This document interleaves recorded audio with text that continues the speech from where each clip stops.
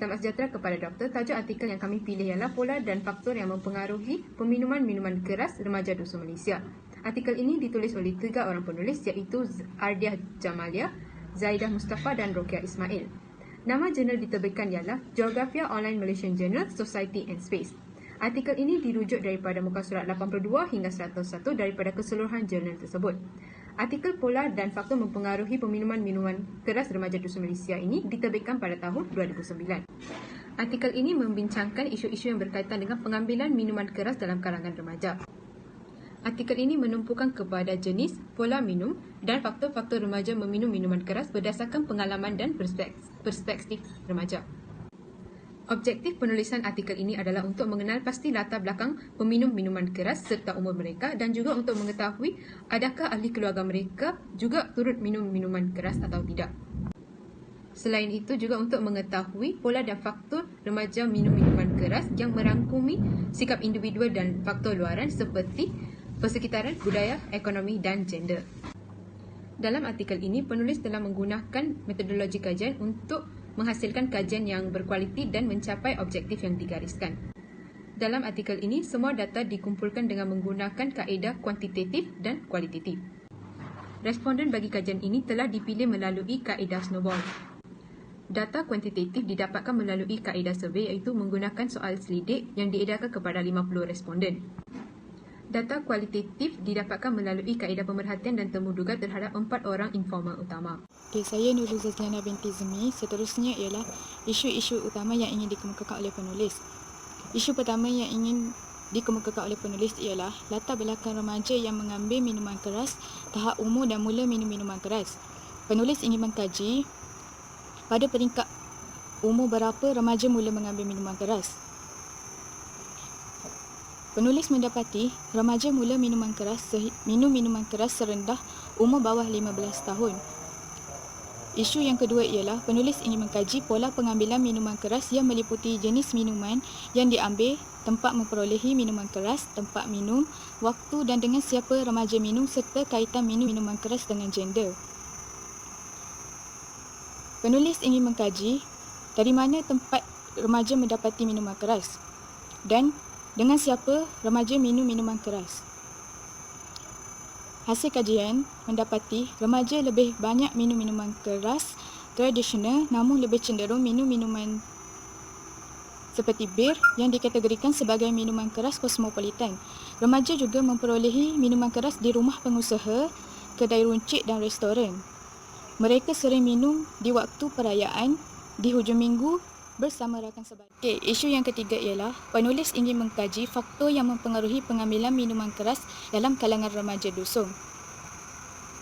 Hasil kajian mendapati faktor sekitaran sosial adalah sentiment, ability dan example. Faktor sentiment meliputi kebenaran minuman tidak kira usia sewaktu pesta dan ritual budaya. Dorongan rakan sebaya, daya beli remaja, identiti kelelakian.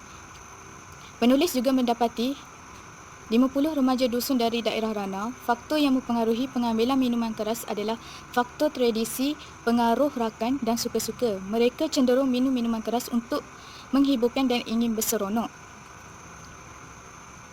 Antara faktor yang mendorong pengambilan faktor minuman beralkohol juga, menurut Asunta, adalah minuman tersebut mudah diperolehi di kedai kopi, kedai runcit moden yang dibuka 24 jam, supermarket dan ladang-ladang. Assalamualaikum warahmatullahi wabarakatuh. Nama saya Nishada binti Zarudin. Seterusnya ialah di mana pengambilan arak ini adalah mengikut trend. Yang berdasarkan kajian, kita boleh tengok dalam kalangan dusun ini sendiri, mereka lebih gemar untuk mengambil minuman keras ni apabila terdapatnya musim-musim perayaan dan juga festival-festival yang diorang raikan. Dekat sini kita boleh nampak punca boleh jadi salah satu punca di mana mereka terlibat dengan arak ni sendiri adalah pesta dan festival yang ada di kalangan mereka tu.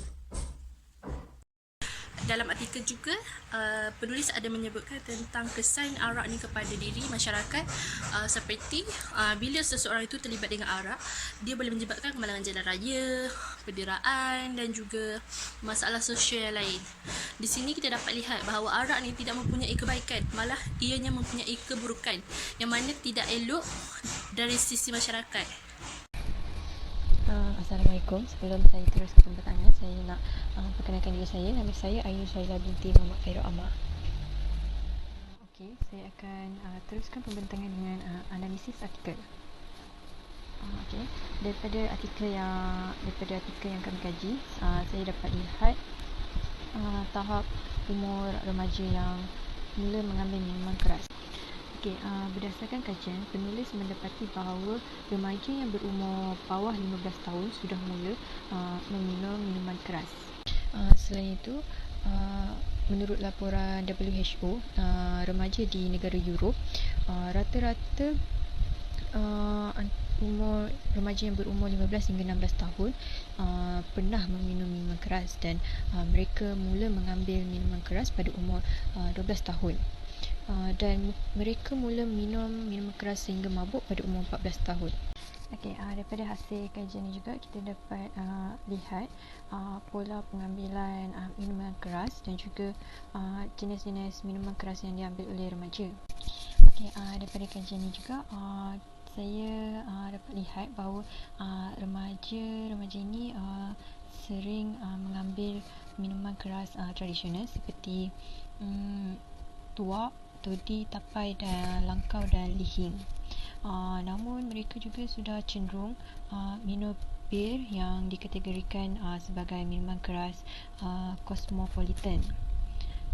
Selain itu mereka juga sering minum sewaktu berada di perayaan dan pada hujung minggu diorang sering minum dengan rakan-rakan sebaya.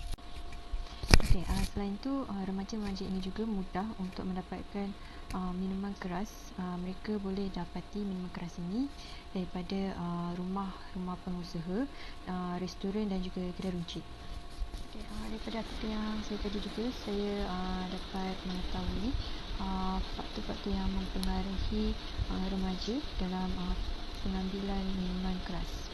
So, faktor persekitaran sosial terbagi pada 3, iaitu enchantment, availability dan juga example. So, faktor enchantment ni dia meliputi pada kebenaran meminum minuman keras tanpa kira usia, seperti di pesta dan juga festival. So, selain itu daripada dorongan rakan sebaya juga dan identiti kelakian. Okay, faktor availability pula dia lebih kepada mudah mendapati minuman keras seperti di pesta, kedai runcit, di rumah-rumah pengusaha dan juga restoran. So, faktor example pula dia lebih kepada contoh yang mudah diikuti daripada rakan sebaya, ahli masyarakat. Okay. Selain itu, antara faktor lain yang mendorong remaja tersebut untuk mengambil minuman keras ialah minuman keras tersebut mudah didapati dan diperolehi daripada kedai-kedai runcit, kedai kopi dan juga kedai runcit moden yang buka sehingga 24 jam dan juga ladang-ladang dan supermarket. Okay, dalam artikel ini juga ada menjelaskan tentang kesan minuman keras pada diri dan juga hubungan sosial.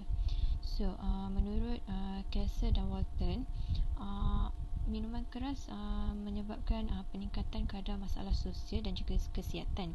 Selain itu, tabiat meminum minuman keras secara berlebihan akan menyebabkan toksik terhimpun dalam badan dan akhirnya membawa kematian.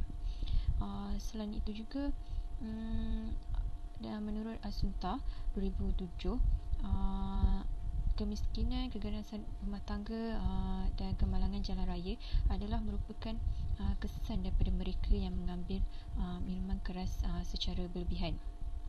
Selain itu, daripada artikel ini juga terdapat salah satu kesan yang dikenapasti oleh WHO dan juga Assunta, di mana kesan berbahaya sosial pada masyarakat. Contohnya, pada majlis keagamaan mungkin akan terganggu dan musnah akibat daripada mabuk yang berlaku berulang-ulang kali. Pandangan yang dapat diberikan terhadap isu yang berbangkit di mana arak ini diambil oleh semua peringkat umur termasuklah remaja, di mana remaja mula meminum minuman keras ini pada usia seawal umur 15 hingga 16 tahun. Oleh itu, pendekatan ibu bapa itu sendiri amat penting bagi membendung isu ini terus berlaku, dan juga ibu bapa perlu menunjukkan moral yang baik terhadap anak-anak mereka, di mana mereka tidak dibenarkan sama sekali untuk meminum minuman keras di hadapan anak-anak mereka itu sendiri. Seterusnya ialah arak ini mudah didapati di mana-mana kerana ia boleh dibuat secara tradisional ataupun daripada bir, di mana merupakan minuman keras kosmopolitan. Minuman keras ini juga mudah didapati di rumah pengusaha, kedai runcit, restoran ataupun di pesta-pesta keramaian.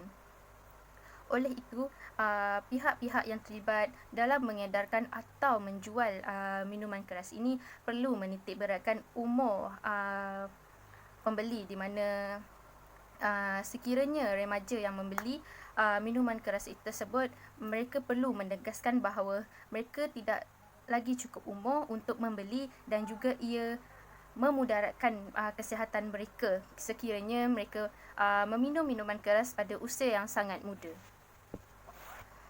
Seterusnya ialah meminum minuman keras pada usia remaja telah menjadi trend dalam kalangan remaja di Eropah, di mana mereka telah meminum minuman keras pada usia yang sangat muda dan mereka dibenarkan untuk meminum, dan trend tersebut telah dibawa ke Malaysia dan ia menjadi ikutan kepada remaja-remaja di dusun. Cadangan. Pengambilan minuman keras dalam kalangan remaja dan juga golongan yang bawah umur merupakan masalah yang sangat serius. Selain itu, minuman keras juga boleh membawa pelbagai keburukan terhadap kesihatan mereka. Oleh itu, terdapat beberapa cadangan yang boleh membantu untuk mengawal kadar remaja yang mengambil minuman keras. Memberikan pendidikan agama dan juga pendedahan tentang akibat pengambilan minuman keras yang berlebih akan membantu dalam mengurangkan jumlah remaja yang mengambil minuman keras. Kebanyakan remaja dan kanak-kanak yang mengambil minuman keras tidak mengetahui tentang bahayanya arak terhadap diri mereka. Hal ini kerana mereka tidak diberikan pendedahan tentang kesan-kesan buruk mengambil minuman keras. Selain itu, ilmu agama yang tidak mencukupi juga telah menjadi sebab bukan penghalang bagi mereka untuk mengambil minuman keras ini. Jika mereka cukup diberikan didikan agama dan juga diberikan pendedahan tentang akibat buruk pengambilan minuman keras, mereka pasti tidak akan mudah terpengaruh untuk mengambil minuman keras. Seterusnya, peranan ibu bapa amat penting dalam membendung masalah ini. Setiap ibu bapa merupakan contoh yang terbaik bagi anak-anak mereka. Oleh itu, mereka perlu menunjukkan contoh yang baik kepada anak-anak mereka sebagai contoh. Jika mereka mahu anak-anak mereka tidak mengambil minuman keras, mereka perlulah berhenti daripada mengambil minuman keras. Namun, terdapat juga beberapa ibu bapa yang tidak mengambil minuman keras, tetapi anak-anak mereka pula masih mengambil minuman keras. Di sini, ibu bapa perlu memainkan peranan mereka dengan mengambil sikap tegas terhadap anak-anak mereka. Selain itu, mereka juga perlu memantau aktiviti dan juga mengambil tahu tentang rakan-rakan anak mereka supaya mereka dapat mengetahui tentang aktiviti yang sedang dilakukan oleh anak-anak mereka. Ini rumusan. Artikel yang bertajuk Pola dan Faktor yang Mempengaruhi Peminuman-Minuman Keras Remaja Dusun Malaysia ini membincangkan isu yang berkaitan pengambilan minuman keras dalam kalangan remaja. Artikel ini menumpukan kepada jenis, pola minum dan faktor remaja minum minuman keras berdasarkan pengalaman dan persepsi remaja. Kajian ini pula meneliti faktor yang mempengaruhi pengambilan minuman keras dalam kalangan remaja yang merangkumi faktor sikap individu dan faktor luaran seperti faktor persekitaran, faktor budaya, faktor ekonomi dan faktor gender. Serta menerangkan kesan minum minuman keras terhadap diri dan hubungan sosial peminum. Kajian ini juga turut berkait rapat dengan konsep ontologi, konsep epistemologi dan konsep aksiologi. Terima kasih.